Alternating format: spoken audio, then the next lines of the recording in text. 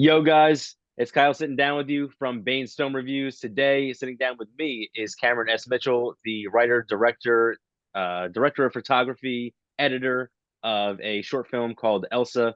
It is a fantastic short film documentary about a deafblind woman who just defies all odds and does whatever the heck she wants to do. And she is here to tell you that she's taking no for an answer, never. Um, so, Cameron, thank you so much for sitting down with me. I really appreciate your time, and I know that you're very busy with Slam Dance coming up and Elsa being a part of that fantastic festival. So, again, thank you, thank you. How are we doing today? Good. I just wanted to make a quick correction. I was not the editor on this piece. That Oh, is sorry. Anthony Johns. I Yes, I have I have a lot. I am a multi hyphenate on this. yes, But I was the director, DP, producer. yes. Uh, Producer is the one that I switched up. I should have said producer instead of editor. yeah, no Um, worries. but you just did so much, I got lost and confused. So, Got lost in the hyphenates. Yeah. yes. Um, but so before we get into the actual film, I'm curious how you got into filmmaking in the first place. That's a really great question. So I'm the son of two professor filmmakers, David Mitchell and Sharon Snyder, and they would incorporate me in their films. When I was a young kid, I was in very heady, serious documentary films such as A World Without Bodies and Crypt Culture of Vital Signs, or Vital Signs Crypt Culture Talks Back, Okay. uh, which the former of those once won the Moscow Film Festival. Wow. Uh, and vital signs continues to be taught in a lot of disability studies courses today. And they also wrote about my fascination with the toy soldier in their one of their most well-known theories known as narrative prosthesis. So we're a very academic film family. Yeah. Uh, and that's kind of how I got my start before I even knew I wanted to do film. I was participating, traveling Mm. the world with them, and seeing how they made their own independent films. Very, very cool. It seems like your mind was made up for you, but just I mean, just based on this, Yeah. you've done a very good job. So Thank you. Yeah, it's interesting because I hadn't even considered being a filmmaker really until like seriously as a career until I went to college at Temple University. okay. Um, and so yeah, I have Temple to thank in part for kind of inspiring me to be a filmmaker and getting me. I graduated with a double major in visual anthropology and film from Temple, and ended up making one of my first documentaries by traveling to India Wow. and following a sitarist who also followed Christian, Muslim, Hindu faiths and Jain faiths. So yeah, definitely just Uh, lots of wow. intersection going on in this interview. Yeah. And so you must be local to where I am. I'm in New Jersey. You went to Temple. So I'm hoping you're an Eagles fan as well. Oh yeah, I'm an Eagles fan. Uh, although I'm a weird mix. I'm Eagles Yankees, which I'm sure you're used to being in New Jersey. Yeah. Yeah. My family is mostly Philly fans, and then my wife's family is all New York fans, and they're mixed between like Mets and Yankees and Jets and Giants, and uh, we don't get along when it comes time for sports. But back to the film. I got a little off topic. But I'm curious where the idea for Elsa came from and how you ended up being a part of that. Well, kind of how like this interview is going all over the place. Elsa is very much about multiple identities and Mm, how we are. I think in this is a trend in a lot of my work, just looking at how we're reduced down to essences and how we can fight that by like reclaiming, certain identities for ourselves. mm, So I really chose to focus on that in the film and kind of just like breaking boxes and trying to shift how you perceive Elsa based on what point of the film you're in, right? Because we Mm. start out and we're not sure what she is. She's talking about being a force and going into rooms. Yeah.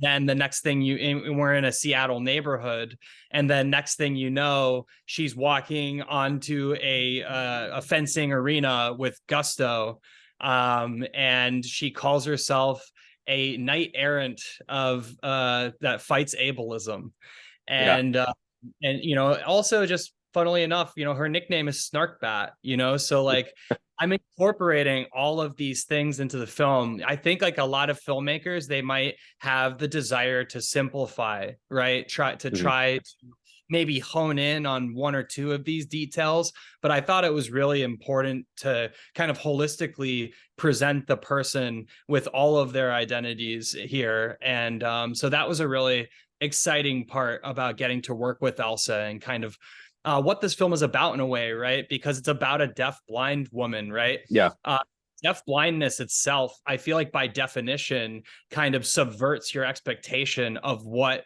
the disability itself is, because it's the Yeah. intersection of deafness and blindness, right? And there's a myriad different ways that can be manifested or portrayed.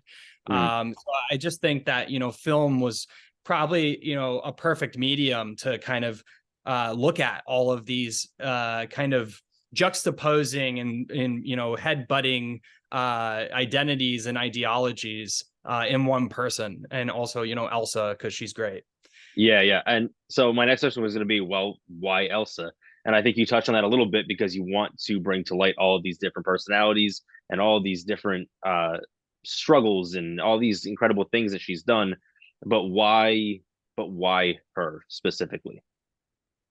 Well, so as a filmmaker, I am fascinated by the lens that I think disability brings and complicates on things that we think we understand. Yeah. So I'm constantly looking at that in my work. And this is my second time as a filmmaker going to Slam Dance. And the first time I had a film called The Co-op in. Mm. And in that film, a robber attempts to rob a grocery store, but realizes his plans have gone horribly awry when it's full of disabled people. And so, he basically proceeds aisle to aisle, kind of learning about all of these different people in this store and how he just can't comprehend how they're all there, right? Because Mm. disabled people aren't visible in our day-to-day lives Yeah. a lot. And that's a big part of Elsa too. She taught the title of her book is called Being Seen, one deafblind woman's fight to end ableism, and it won the Washington State Book Award. So if you're Wow. interested in Elsa and you want to know more, I definitely recommend picking up that book, or picking up Women of Marvel #1, because she also wrote Peggy Carter for that. you Yeah. know uh, and there's just so many places that if this film grabs you, you can expand and kind of continue to go down the rabbit hole, so to speak. But that's really why I think we chose Elsa, so to speak. It wasn't like a choose more than it was like a serendipity, of Mm. Elsa and I meeting, and also Julia Muniz, our producer. Julia Muniz, myself, and Elsa got on a phone call, and we just started talking. And I think we knew from the moment that we were introduced by an organization called FWD Doc, which is an organization for disabled filmmakers. We Okay. just knew this was going to be a hit, Mm. and of course, it took some pitching and selling to PBS and things like that. But we were able to convince them to let us do this crazy idea. Very cool. And that's a big deal to be able to pitch to PBS and them agree to pick you guys up. And I think Elsa's such an interesting subject because she's so far reaching. She's all of these different things. She's a writer for, one of the biggest comic book producers in the world, and she's a fencer, and she's just a total badass all the way around. And so I think that, I mean, you have 7 minutes to tell this story, and in 7 minutes she reaches like in every niche market in the world and every mainstream market of the world. And she's such a cool subject to watch for, well, again, while it's very short, it's so fun to be a part of it for that short amount of time. Um, and then so you're part of, it seems that you've been part of this world of disability and diversity in filmmaking, but it's comes now at a time that I think that probably diversity is the most prominent that it's ever been in film and the mainstream. And I always find myself having issues, not always, but I often find myself having issues with the way the diversity is portrayed in film and television, because I feel like it's forced oftentimes. And the point is just to have them in the film, whoever that might be, despite what it might do to the rest of the film. And I feel like Elsa, both the subject and the film, it's doing justice for one another, to one another, and for one another. It's not hindering anything. And you found yourself creating something that doesn't hinder any other aspect of the film or the person, and it's reaching viewers in the right way. It's not being shoved down their throat. And her aggressive nature is endearing rather than frustrating. And how do you bring that to life without going too far and frustrating viewers? Hmm. Well, wow, thank you for that huge compliment. Yeah. I think that, just your response kind of, speaks volumes about how this can be done, and in an honest and authentic way that is true to the person. You Mm-hmm. know, I think when we see ensemble casting, first of all, that's its own nightmare in itself, is Yeah. balancing all of those personas and making sure that they all have equal screen time. Like Mm-hmm. if you look at like the Avengers or something like that, or the Defenders, or like Buffy the Vampire Slayer and like Joss Whedon, stuff. Yeah. Uh, frankly, as whatever's going on with him, but I think that it's it's interesting to look at like just the person as a whole, right? And Mm-hmm. that's where I think we really hit this, because Elsa, she's got, she's we got her whole childhood story in there. Yeah. And so it's not just about like lip service, like, oh, hey, look, it's a disabled person. They're Mm-hmm. in the shot. We're being diverse. We're Yeah. including people. It's a really like heart to heart and authentic kind of organic conversation. Like this film resulted in a way just from a conversation that Elsa and I had. Mm-hmm. And I think that it goes a long way when you include disabled people in the creative process of the construction of filmmaking itself, right? It's also just like kind of how I approach my projects. Every time I make them, I'm always including my actors, whether they're actors or non-actors, and really trying to open up that process so it's Mm-hmm. more open source, so we can all make a film that's more representative of us than it is, boiling us down to kind of stylistics, so to speak. Yeah. And so I think, that's kind of what you're honing in on there, is just that conversation and the film's dedication to really like getting it right, and not just being like, lip service diversity, but portraying a person as they are holistically. Yeah. Yeah. And again, that was one of my favorite parts of the film, because, like I said, it it frustrates me when it's forced and it's not authentic, and it doesn't happen naturally, and it does very much so happen naturally in this short film. And kudos to you for being able to pull that off. Um, and Thank you. then I had this conversation, or I had this question anyway, but in speaking to you, I'm I feel this even more, that like Elsa, the documentary knows exactly what it wants to be. It's not trying to fit a narrative of any kind. It's not trying to do something for anyone else other than Elsa, and try to reach out and touch as many people as you guys can. How do you go about creating a film that it seems so linear, and it seems so perfectly developed, because I'm sure that, from point A to point Z, things change, but it seems almost perfect in the sense that you're unwilling to conform to what's expected. How do you go about doing that? Ha, wow. Great. You got great questions, man. Thank you. Thank you. I think, in part, I gotta give that like to our editor, Anthony Johns. He's just such a talented editor. He's worked on, major projects for Vice. He's always he's working on huge things for like Microsoft and what have you. Like Mm, uh but I think he's just really grounded in the artistic form of film.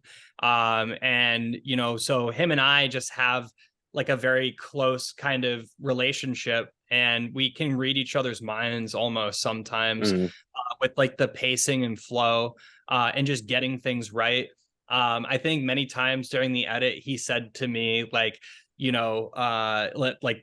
let's not get in the way of the edit, right? In a way, yeah. it's like the edit is this living breathing thing, and even the director can't direct that in some way, in a way that it shouldn't go, Yeah.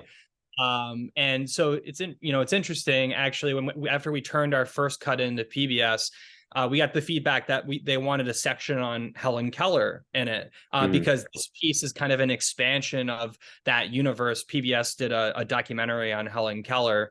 And at first, I was like, uh-oh, like, that's not in our cut. Is this going to fit? And mm, then we looked at the transcript, and it was like, it's right there in the transcript, because Elsa also has, talking about extended reading materials, she's got a whole NPR Radio Lab episode about exorcising the ghost of Helen Keller. So like it just fits so naturally. And then just like the whole discussion of why is Helen Keller the only deafblind person that any of us know, mm, right?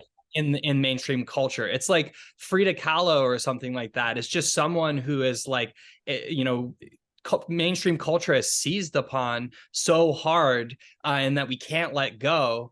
yeah. And so, ultimately also Elsa became about offering something else, right? Like Mm, anything else. But like that was a big part of it. And yeah, I mean, the just pacing wise, I think for me, because I have undiagnosed ADHD, and among other disabilities, sleep apnea, mm, a spinal cord injury, and I wow. think that it is the film is reflective of, in a way, the way that I view the world. Mm, Uh, and I felt this way, I didn't really understand this until I saw Everything Everywhere All at Once.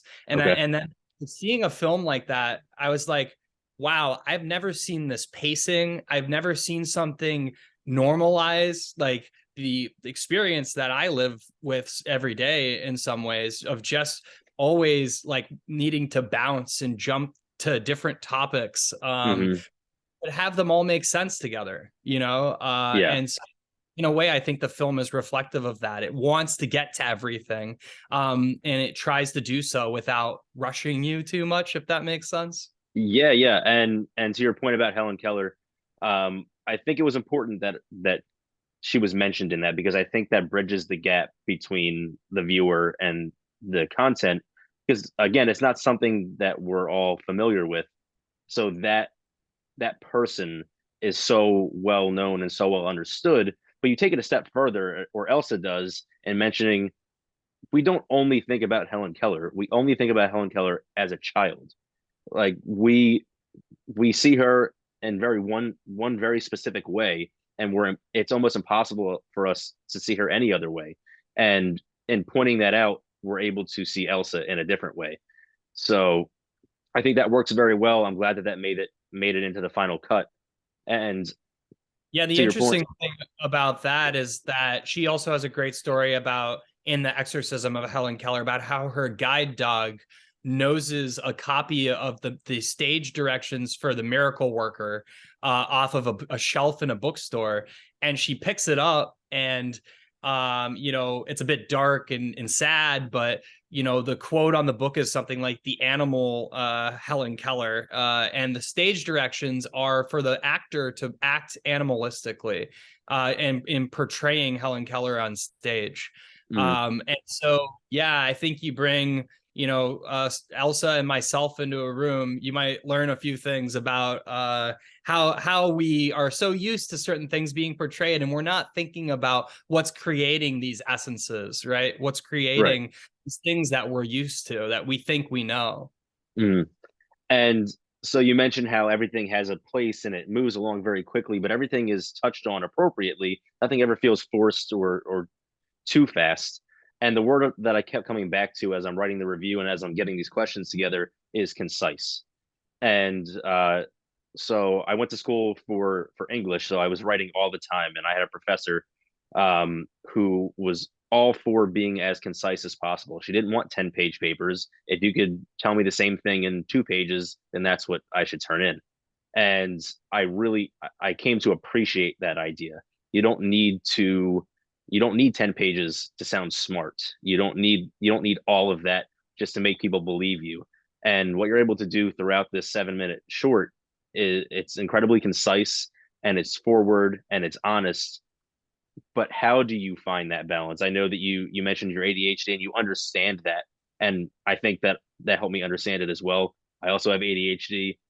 I bounce from, obviously you can see that in the interview here, that I go from subject to subject without notice. And but how do you find that balance in this and create it in a way that other people understand? Well, in a way, that makes sense because that's why this is a great interview right now, right? We're able to kind of go to all of these subjects and manage all of these things at Yeah. once, right? And I think that's one of the grand models of disability inclusion, is that there's a place for everyone in Yeah. society, Mhm. and film is almost the antithesis of that in some Yeah. way historically, because we have 75, I think, Oscars for roles that portray disability, and only two of them were actually played by disabled actors. So you quite literally have, throughout the scope of film industry, a kind of again, like a boiling down to essences, an Mhm. operationalization of disability itself. And I Yeah. don't think recently we've been able to see why that really matters, right? Mhm. um and I hope that Elsa the film shows this, like why it would matter. And another example I really like to use is Matt Fraser in American Horror Story played Seal Boy, Okay. and they mid-season started to bring him into the writers' room because they realized all of his ad libs on set were like all being used in the edits of the show in the Yeah. dailies. And I just think filmmaking such a collaborative process, and for the longest time we've been told that it isn't, and we've Yeah. celebrated directors or singular actors or people when it takes a whole village in Yeah. actuality. And yes, directors are essential for that guiding voice, for that keeping everybody on the eyes on the prize, basically. Mhm. uh but I think that ultimately films get better when we open them up to our crew and our cast. Like look at what like Ben Affleck and Matt Damon are doing right now with their new studio. They're trying to share Mhm. back end with the crew. They're recognizing the role that crew have in the making of the film, Yeah. and that should participate in the earnings of that. Yeah. In doing this these series of interviews, the one thing that I found to be common across all of them is every one of them say that they're collaborative. That every single one, I always ask, well, how do you trust your whoever to carry out your vision? They're like, you just have to trust them. You have to understand that they're going to have input and their input is valuable. And that seems to be the understanding across the board for all these films that I've enjoyed. Um, and it seems very clear that that's the case here as well. Um, and then we talked about, I really appreciate how concise it is. One, again, having the ADHD, uh, I'm able to jump from subject to subject, but I don't have to follow along for an hour and a half, which is sometimes difficult. But so there's all those positives that come with that short with the short, concise nature of the film. But what challenges did you experience as well with that? Hmm. Yeah. And just to address the conciseness comment, I think it's transcript. Like I've done a lot of documentaries, Mm, and kind of what I've emerged with, if I could impart some wisdom or offer it, is that transcripts really matter. Because yeah. if you transcribe the interview, and then you get to look at it on a page, there's actually like a bit of a separation that occurs. I think I rejected it at first as a filmmaker. I wanted to feel every word that was being said, and I wanted to watch it. Yeah. But I struggled with piecing that all together in a coherent, cohesive way in post. And transcribing the interviews has made a massive difference. And this is probably not news to a lot of seasoned documentary filmmakers. But now that we're at the advent of auto transcription, and there's a lot of great technology like speech to text. You can do it in your notes app or with Siri on your phone. Um, it's a huge asset in documentary filmmaking because it lets you do a paper edit. And paper edits are crucial, kind of like how your teacher was saying, don't tell me something in 10 pages that you can tell me in two. Right. You start to notice the things that you repeat, right? Hmm. When you get into a paper edit. And so that does help you hone in on your ideas and kind of what you're trying to get across. Yeah. Um, that being said, what was your other question again? um, so what were some of the struggles that came along with creating such a short film? Yeah, yeah. So I would say the struggles were the tight timeline, because we Mm, had less than a month to create this film, and we had wow. 2 days. We had 2 days to shoot it. Um, so I was really like emphatic about getting a phone interview with Elsa first. Because Mm, basically what that meant is that the way the scheduling worked, we weren't going to be able to interview her day one. So her okay. interview had to unusually be pushed to day two, the last day of filming. And we were supposed to shoot a bunch of stuff without the context, almost without the Okay. reference audio and interview track recorded. So we did that interview, got a feel for Elsa's story, and then Julia Muniz and I sat down and crafted a kind of a script that kind of was like, this is our best guess at what we think is going to be said, and Hmm. like how it's going to be said, and then visually how we were going to tell that story, what would portray those things. So we knew from the beginning that her home was going to be a key location, and Hmm. so was the fencing arena, because who doesn't like to watch fencing? It's such a cool Yeah. visual sport, Yeah. Yeah. uh, and also, though, there were some struggles in the accommodations.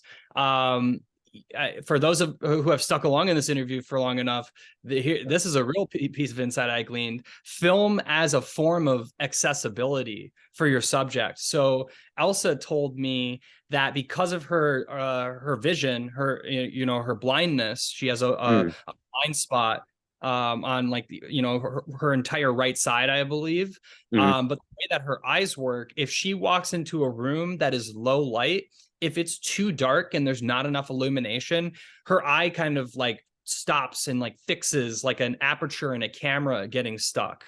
Wow. So if you notice in the fencing scene, there's this like reddish uplighting on the walls. And, that's by design to allow Elsa to be able to see and to hopefully allow enough light for her so that she's able to Mm, navigate.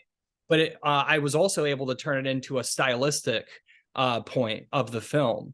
So that was a challenge. mhm. And I'm really happy with how that came out, because I think, a lot of filmmakers might have looked at that and just been like, I'm going to light it how I want to light it. And, you're just going to have to deal with that.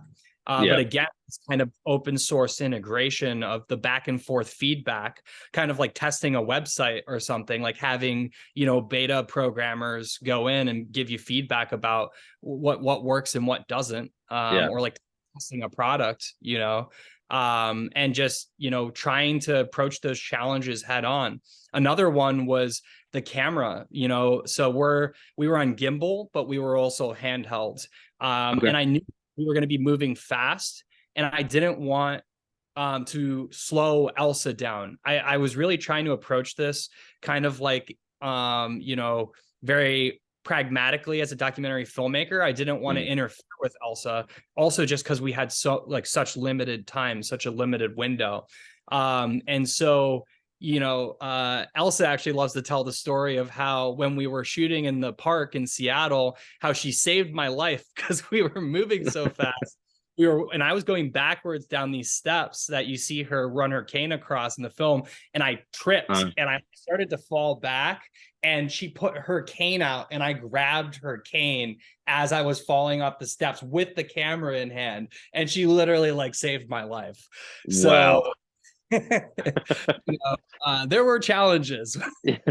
But just another reason why she's awesome. Yeah. Yeah. Yeah. But just so you know, so you wouldn't notice any of that stuff. You wouldn't know that you didn't have enough time or didn't feel like you had enough time because everything works so well. Um, so my question was not to point out that there were obvious struggles. It was to point out quite the opposite. Oh Uh, yeah. I think the limited time also helped us in a way creatively, yeah, because we weren't like really getting stuck trying to make something that didn't work happen. If something didn't work, we would just move on to the next thing. There right. wasn't like a huge attachment other than the fencing. Obviously, the fencing is Yeah, like I needed that to work and I needed to get it. yeah. So we figured it out. But everything else, it was kind of like Elsa just walked us through her house and she's like, "These are my photos," and I was like, "Oh, this one's great. This one's great. Let's use that." And then like, "This is the book I wrote," and I was like, "Let's put that on a table and get like tabletop shots of it." Mm, It all just kind of developed very organically and naturally. very, very cool. And so by the time this interview comes out, Elsa will have been seen by hopefully tons of people at Slam Dance. And where are you guys headed next? So hopefully people can follow you. So this is kind of like the Slam Dance is a big deal for us because we've been doing our US tour, I call it. And we've been to a lot of like huge festivals, Mm-hmm. multiple Oscar qualifiers. We went to Holly Shorts, we went to Rhode Island, we went to Edmonton. And Slam Dance, I think, is just one of the greatest places for inclusion. Mm-hmm. In terms of film festivals, because of the Unstoppable program and the fact that they Yeah. hire or they work with disabled filmmakers as their programming team, and I Yeah. think that makes a huge difference. So we're really hoping that like, or I mean, I just kind of know because I've been to Slam Dance before, Mm. because it's by filmmakers for filmmakers. I've also Yeah. participated as a programmer and a juror. I know that Elsa is in the best hands with Slam Dance. So I'm Yeah. really excited to see where it goes from here. We could be Oscar qualifying at the end of this. Yeah. I don't think it's outlandish to say we're an opening night film. So maybe you'll catch us at the Oscars, and other than that, I continue to develop these crazy out of the box ideas and projects. I write narrative. I don't restrict myself to documentary. My first Yeah. film was a narrative. So I'm working on a couple different projects, a couple sci-fi episodics and a horror feature. Wow. So yeah. Well, I'll be kind of just here in my home in upstate New York in Albany, cranking out those projects. So if you want to follow me, Instagram, social media, Facebook, whatever, my handle is just my name, Okay. uh, Cameron S. Mitchell. And then Elsa's social media is just at Snarkbat. Okay. So yeah, we hang out on Twitter and Instagram, and you can catch up with us there. Very, very cool. And I agree with you 100% about Slam Dance being a great place to showcase this film. I covered it a couple years with Film Threat, and this is my first year covering it independently. And I've just come to understand that there's really some fantastic films there every single year. It's one of my favorites to cover. I was so glad that I had the opportunity to cover it again this year. Film Thread actually gave us a great review at Holly Shorts. I don't know if you were there then. No, I left them almost a year ago. Okay. Well, Yeah. love those guys. Yeah. We love Slam Dance. It's just, I think it proves time and time again, when the rest of the industry is getting more and more mainstream and more projects are just getting killed off. Mhm. That, Slam Dance and the film festival, independent kind of counterculture scene remains where it's at to get, Yeah. stuff that you haven't seen before. Yes, I 100% agree. It remains true to independent filmmakers and allows them to showcase their films in a way that a lot of other places don't. And that's not to say anything negative about the other festivals by any means, but it's just I think it's fantastic what they're able to do every year. Yeah. Um, and then I wish you the best of luck at Slam Dance with the Oscars going forward. And then I just have one more question for you. What are some of your favorite films? Oh man, all your questions are great. Um, Thanks. let's see. Brazil. I'm a big Terry Gilliam fan. Okay. So the narrative of Brazil always stuck with me of kind of Tuttle and Buttle and not and getting lost in the bureaucracy of things. Terminator and Terminator 2 Yeah. were big influences. I love the Terminator ride at Universal, the Terminator live action ride. Mhm. Uh, like everything Terminator. Yeah. And obviously I also like read tons of like disability onto Terminator, which I need to write a paper on that someday. Yeah. But yeah, off the top of my head, yeah, those are a couple. there's Yeah. obviously It, there's obviously it's a so many. hard question.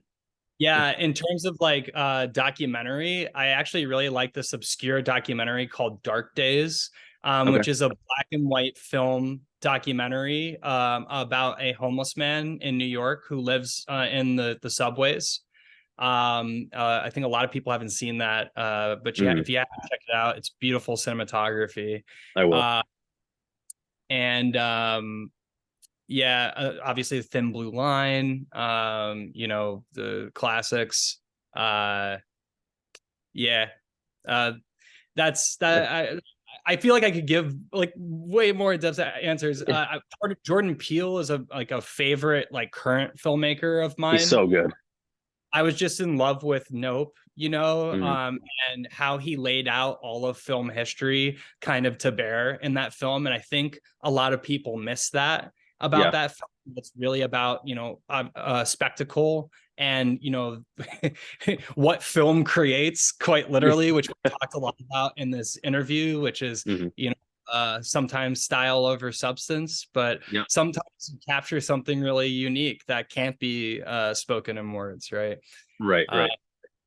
so yeah, Fellini. I'm a big surrealist, so Luis Okay. Buñuel is a huge inspiration of mine. Land Without Bread. I remember seeing that in school, and just like the that he makes the mountain goats. Like you see the shot of like these jumping mountain goats, but and the narrator's telling you that they're the famous jumping mountain goats of the region, but they're clearly like making them jump. I just love those moments of like surrealism and visual anthropology, Mhm. where film is manipulated, and we're made aware of kind of the artifice of film. Yeah. Yeah. Uh, yeah, I could go on. You're more than welcome. You're more than welcome. Well, I mean, at some point, this has got to be condensed. um, but Cameron, thank What you. are some of your favorite films? Oh, so I always say Empire Strikes Back. That's been my go-to for as long since I've seen it. Um, uh, I just watched was it Cha Cha Real Smooth? Uh, so good, incredible.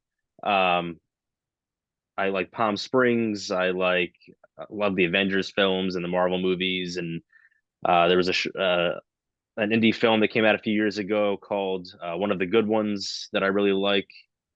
That was it was done by Jesse McKinney out in California. Um, I really liked The Menu recently. I got some mixed reviews Love on the that. men. Yeah, I saw that I, at TIFF, and it's funny because like it seems like it's some people again don't get it, and they're like, right. "What is this?" But it's one of those films that's kind of just absurdist, right? You just have Yes. to go with it. Yeah, yeah. I actually had a friend tell me yesterday that she's like, "Oh, I understood everything that was going to happen. I knew all the twists and turns, but that's not really the appeal. It's kind of laid out in a way that you know what's going to happen. But again, the absurdity of everything, it's a satire, and it's so well done. I think Ray Fiennes is incredible, and Nicholas Hoult is so good all the time. But this is such a unique character and role for him. I loved him in that, and then I've just come to love Anya Taylor Joy. Everything that she's in that I've seen has been fantastic. I'll just keep watching whatever she's in because she seems to pick very good roles. Yeah, That's a good method. Just go on Anya Taylor-Joy's filmography and start yeah, yeah, watching. yeah, Uh, yeah, no, I thought that the menu was like I mean the cinematography is so cool in it. yeah, And Ralph Fiennes is incredible. yeah. It's funny for what people like kind of nick it for, which is like character development type stuff. Mm, It's not supposed to be like these very specific characters, right? It's kind of supposed to indict the restaurant industry as a whole. hmm. And so that's like the characters are kind of like molds that you could project yourself onto. I have a friend who works in Mm, the restaurant industry, and just a lot of the things he's told me about it, like I was like, oh yeah, I remember that. And I feel like not only restaurant industry workers but film workers really resonate with that film yeah, yeah. because of like the sacrifice of the human body for process, right, and Hmm. for production and industry. Yeah. uh Oh, and that just speaking of that actually reminded me. You asked me where we're going next. Well, I have just to finish that off, I have a documentary feature in post right now called Disposable Humanity. And Okay. it's a little known secret Nazi program that targeted disabled people known as Oh wow. Action Team 4. And it actually resulted, we argue as the filmmakers, in the technology and staff necessary to implement the Holocaust. And the way that we do it is, my family goes there and we visit because all of the sites are still pristinely preserved, unlike Auschwitz Birkenau 2, for instance, or Auschwitz 2 Birkenau, which is Hmm. completely blown to smithereens. Because they started to destroy evidence or try to destroy evidence right when the military forces were advancing and liberating camps. Hmm. But strangely enough, all 6 T4 centers are pristinely preserved. I guess they weren't too worried about other states uncovering the exploitation and murder of disabled people as much as they were of Jewish people. Yeah. But that being said, also, there was definitely double indemnity, so to speak. If you were Jewish and disabled, you were definitely selected. So yeah, that's a film I'm really excited about, and I think it's going to really blow up the festival scene when it Cool. comes out. And look for that in the next year or two. I will. I will. And Cameron, thank you again for sitting down with me. I really appreciate you sitting down again because I know that you're very busy right now getting ready for Slam Dance, and I'm sure you have a lot on your mind. So I had a great time, and I appreciate I all of your time. appreciate the interruption, because Yeah. I'm just the longer you give me to pack, the more I'm gonna overpack. Well, I'm glad that I could help. Yeah, And then look for that review soon as soon as Elsa premieres at Slam Dance, and it's a very positive review. I hope you enjoy it as I'm much as looking. I did the film. Yeah. Yeah, Um, but best of luck at Slam Dance. Best of luck going forward with the Oscars and your other projects. I wish you the best, and be in touch so I can review those other things as well. Yeah, definitely. What are you going to be in Park City? No, I'm covering everything virtually. I just don't have the means to get out there right now. I Um, mean, yeah, it's ridiculous. yeah. The whole city of Park City has been totally neoliberalized. You can't get a room there for more than like less than like $500 to $1,000. I, Uh, I, I saw your video today on Instagram with your air mattress. Uh, so yeah. I can imagine it's a struggle out there. Oh yeah. I mean, I'm paying, $100 a night for a floor spot. I hear that they're called Sundance slumlords, the people who do Okay. that. Well, I hope that it all works out. I hope that it's well worth it. I'm sure that it is, just being a part of the festival and being able to show everyone this fantastic film. Yeah. Yeah. And for you said it's coming out after the premiere, right? So they'll have missed the opening night, January 20th screening at Treasure Mountain. But we Mm. also have another screening in Salt Lake City on January 25th. I don't know if this is Okay. coming out before then. Yeah, it But should. It should. that's at 5 p.m. In the Student Union Theater Okay. on the campus of the University of Utah. Okay. So yeah, if you're watching this and that date hasn't passed, come see us. I'll be there and we'll do a Q&A afterwards. Perfect. Perfect. Again, best of luck and thank you so much for your time. Yeah. Thanks a lot. You're very welcome. Have a good one. Yep. See ya.